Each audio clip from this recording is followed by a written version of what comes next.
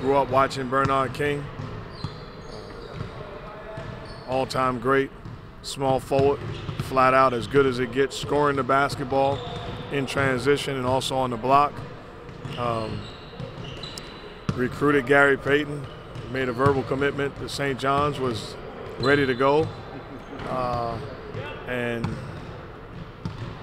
crazy story, we had two other guards commit and they took those two over him.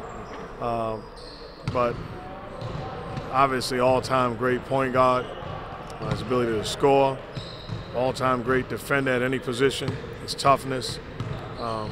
Proud of him, happy for him, well-deserved. And then obviously the best coach I ever played for, and Coach Pitino. It's a big day for him, getting in and also playing in the national championship later on. He's the best. Got a lot of love and appreciation and respect for him, and well-deserved. Hope I don't forget anybody, but Dawn Staley, obviously, great women's player, not only in the WNBA and in college, but also internationally, you know, winning gold medals. So a great class, and should be celebrated. Your backcourt just passed the all-time record for a duo in threes. What do you think of what they're doing this year as a combo? I don't think you can find two better shooting backcourt partners in the history of the game. And I'm not talking just because they're my guys. I'm speaking facts as a guy that watched a lot of basketball. They're two great shooters, and I think, you know, they have a chance of breaking their own record if you keep them together. That's just what they do. They've been born to shoot.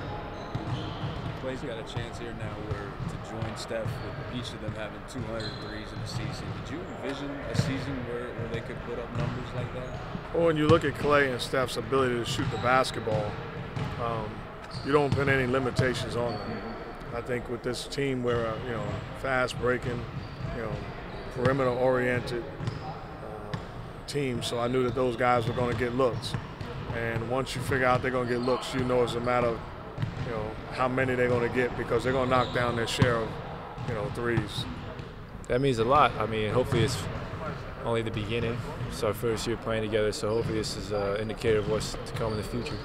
We made a big deal the other day when Steph got to 200, and now you're knocking on that door. Did you envision a season where you both could hit 200 three-pointers? I did not. Do you know what I'm at? I think 198 now. Wow. I did not envision that, but that's cool. I mean, you know, I still thought I could shoot the three a little better this year, but yeah, it's pretty special. I mean, like I said, hopefully it's an indicator of maybe one day we'll each get 250. The bottom line is that it dictates this team. I mean, it tells a little bit about what this team is that, you know, perimeters shooting at a good percentage is part of this MO here. Yeah, I mean, anytime you can make a lot of threes at a high rate, it's gonna spread the floor. It's gonna make teams, you know, be able to close out to you and tough. So we just gotta keep working on other parts of the game, because as we do that, you know, the more three-point open looks we're gonna get, and if we continue to hit threes at a high clip, it'll give forwards much better opportunities to isolate in the post. Go ahead. Well, how do you prevent yourself from looking too far ahead, staying patient, staying in the moment, and not projecting yourself into a playoff mode yet, knowing that there's still some work to be done? Oh, no question. Still teams right on our heels, so you got to take one game at a time. You can't look ahead of the Minnesota Timberwolves, and you know they're a very talented team, some great young players, some great vets as well. So they're playing well as recent. I think they're like 6-4 of the last 10. So we just got to take one game at a time and, you know, come really focused tomorrow night and bring as much energy as we can. Like I said, it's a strength of ours. I knew going into the season that's what we would have to use as a threat. And as long as you're taking good shots, the ball's moving, it's fun when you find open guys and they're able to step into them and knock them down. And yeah, that's what I think was a huge part of our offensively we've been successful this year.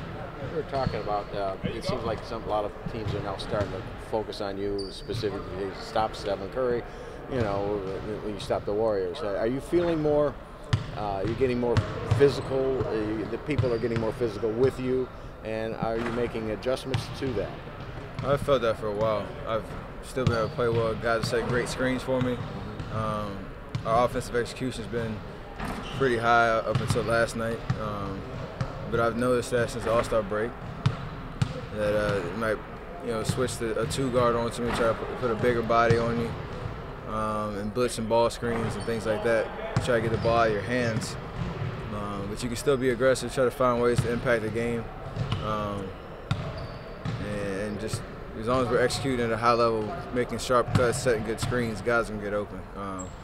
You know, good offense beats good defense most of the time.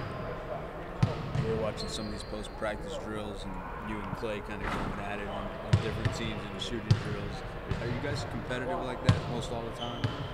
Pretty much. We don't do too many shooting competitions between each other, amongst ourselves. But so, you know, some of the drills we do when we split up bigs and guards, you keep count of how many shots you're making. And you don't want to be that guy that's finishing last, so that keeps you motivated.